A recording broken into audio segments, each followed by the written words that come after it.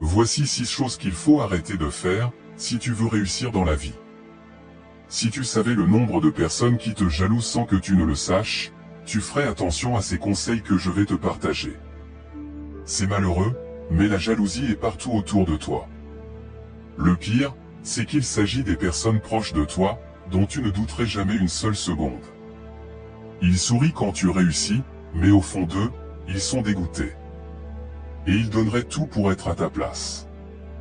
Méfie-toi des apparences, car certains arrivent très bien à cacher leur jeu. Numéro 1. Arrêtez de partager vos secrets, même à vos meilleurs amis. 9 des 10 amis que vous avez sont faux. Ils utiliseront vos secrets pour ternir votre image, dès que l'occasion se fera ressentir. N'oubliez pas que, même les meilleurs amis peuvent trahir votre confiance et révéler vos secrets aux personnes qu'il ne fallait pas. Si vous partagez un secret avec un ami, il peut vous mettre sous pression, de manière à prendre une décision contraire à votre choix. Voilà pourquoi les grands savants ont toujours gardé le secret de leurs découvertes, et poursuivre leurs inventions en solo.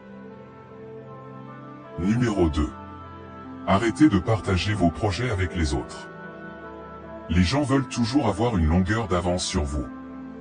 Même s'ils ne vous le disent pas. Les gens sont jaloux par nature. Pour une raison ou une autre, ils trouveront toujours un moyen de saboter vos plans, de peur que vous n'alliez plus vite qu'eux.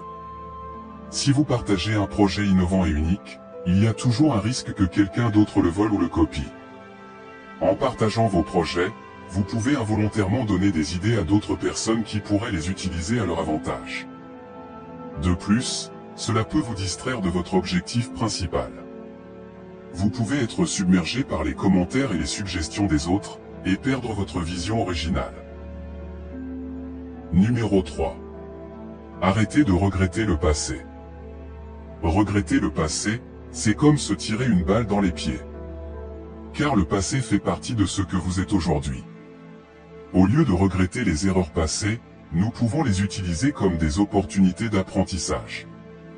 Nous pouvons analyser ce qui s'est mal passé, et comment éviter ces erreurs à l'avenir. En se concentrant sur le présent et l'avenir, nous pouvons développer notre confiance en nous, et prendre des décisions plus rapidement, et être plus sûrs de nos choix.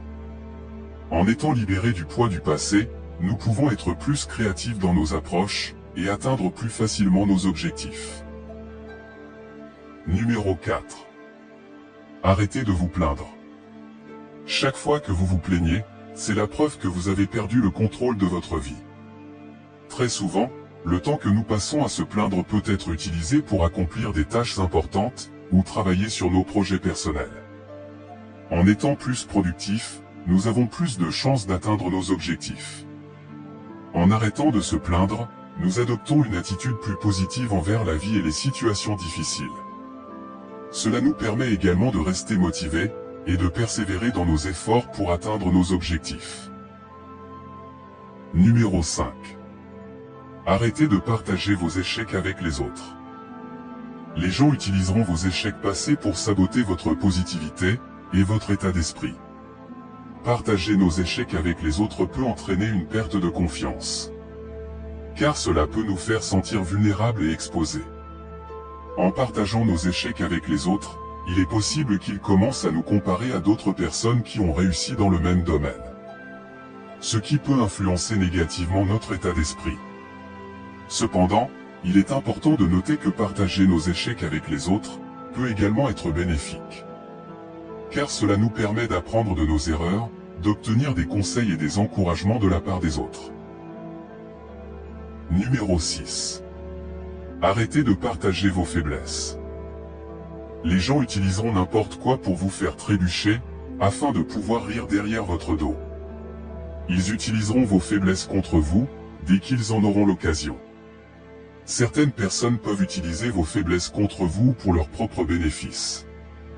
Ils peuvent essayer de vous manipuler ou de vous faire du chantage, en utilisant ces informations contre vous. Si vous partagez vos faiblesses avec quelqu'un qui ne respecte pas votre vie privée, ou qui en parle à d'autres personnes, cela peut entraîner une perte de confiance envers cette personne et envers les autres en général.